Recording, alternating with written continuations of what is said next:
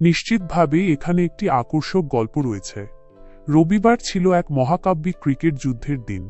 আইপিএলের মঞ্চে মুখোমুখি সানরাইজার্স হায়দ্রাবাদ ও রাজস্থান রয়্যালস। টস জিতে রাজস্থান অধিনায়ক সঞ্জু স্যামসন বিপক্ষ দলকে ব্যাট করতে পাঠান, কিন্তু তার এই সিদ্ধান্ত যে এমন ভয়ঙ্কর পরিণতি ডেকে আনবে তা বোধহয় তিনি স্বপ্নেও কল্পনা করেননি। হায়দ্রাবাদের দুই বিস্ফোরক ওপেনার অভিষেক শর্মা এবং ট্রেভিস হেড শুরু থেকেই রাজস্থানের বোলারদের উপর যেন ঝাঁপিয়ে পড়েন। মাঠের প্রতিটি কোণায় উড়ে যেতে থাকে একের পর এক বল। অভিষেক দ্রুত আউট হলেও হেড যেন থামার পাত্র নন।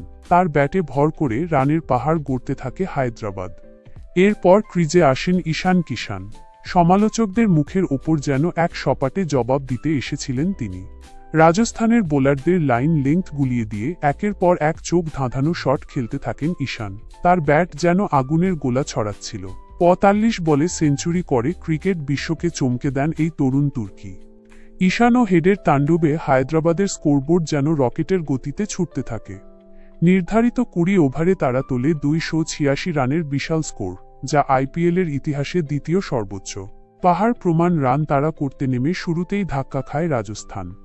যশস্বী জয়সওয়াল ও রিয়ান পরাগ দ্রুত আউট হয়ে গেলে চাপে পড়ে যায় দল।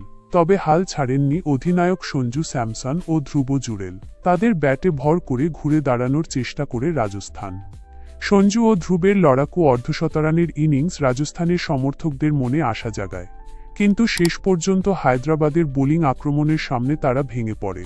সিমরন হেটমায়ার ও শুভম দুবে শেষ দিকে ঝড় তোলার চেষ্টা করলেও তা যথেষ্ট ছিল না। শেষ পর্যন্ত ৪৪ রানে জয় পায় সানরাইজার্স হায়দ্রাবাদ। ট্রেভিস হেড ও ঈশান কিষানের বিস্ফোরক ব্যাটিংই গড়ে দেয় ম্যাচের ভাগ্য।